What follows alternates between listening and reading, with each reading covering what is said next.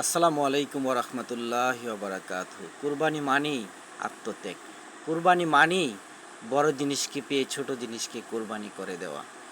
বড় জিনিস কি? বড় জিনিস হয়েছে আমার আল্লাহ। আমার আল্লাহকে পেয়ে ছোট জিনিসকে কুরবানি করে দাও। আমার আল্লাহকে পেয়ে ছোট জিনিসকে বিসর্জন দিয়ে দাও।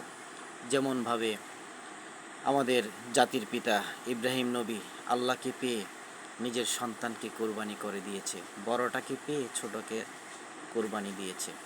এমনকি কোরবানি দেওয়ার সাথে সাথে নিজেও কোরবানি হয়ে গেছে, আল্লাহর সান্নিধ্য লাভ হয়ে গেছে। ঠিক এভাবে আমার মহান মুর্শিদ আলী আকবর রেজভী সাহেব হুজুর কেবলাকে ভালোবাসা, আমার নবীকে ভালোবাসা, আমার নবীকে ভালোবাসা, আমার আল্লাহকে ভালোবাসা। আশা করি আপনারা বুঝতে পেরেছেন। কোরবানি মানি আত্মত্যাগ। হালাল টাকা, সহি নিয়ত, সুস্থ সবল নিখুঁত পশুকে আপনারা কোরবানি দেবেন।